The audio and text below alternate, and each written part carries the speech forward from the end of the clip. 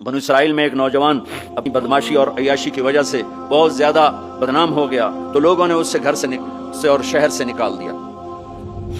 شہر سے باہر نکلا، کچھ عرصے بعد کھانے پینے کے اسباب ختم ہوئے تو موت نے آ گھیرا۔ اب اس نے بے قرار ہو کر، ادھر سب بائی کاٹ کر چکے تھے، کوئی اس کے قریب نہیں جائے گا، تو جب موت نے پکڑا تو ادھر دیکھا کوئی ہے مددگار نہیں، ادھر دیکھا کوئی ہے کوئی نہیں، تو آگے دیکھا، پیچھے دیکھا، دائیں دیکھا، بائیں دیکھا، کوئی نہیں ہے، تو پھر اس نے یوں آسمان کو دیکھا اور کہنے لگا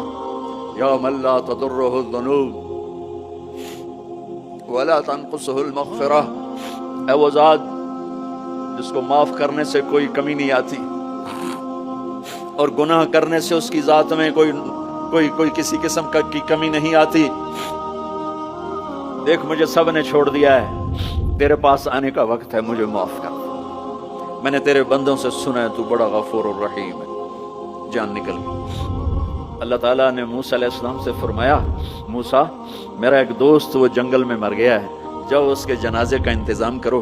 اور اعلان کر دو جو اس کے جنازے میں شریک ہوگا اس کو بھی معاف کر دوں گا۔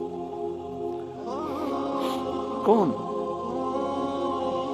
زندگی میں سوائے گناہوں کے ہے کچھ نہیں، اور آخر وقت کی منت اور خوشامد پہ کیا فیصلے ہو رہے ہیں۔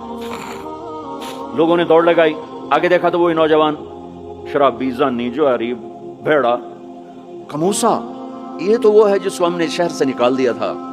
تو یہ ایسا ولی کیسے ہو گیا کہ ہم اس کے جنازے میں آئیں گے تو بخشے جائیں گے؟ تو موسیٰ علیہ السلام نے اللہ سے پوچھا، یا اللہ تیرے بندے کہہ رہے ہیں کہ یہ بہت برا ہے، تو کہہ رہا ہے میرا دوست ہے، تو میں کیا کروں؟ تو اللہ تعالیٰ نے فرمایا، موسیٰ یہ سچ کہہ رہے ہیں اور میں بھی ٹھیک کہہ رہا ہوں، یہ ایسا ہی تھا جیسے یہ کہہ رہے ہیں، لیکن جب اس پر موت آئی اس نے دائیں دیکھا، اس سے کوئی نظر نہ آیا،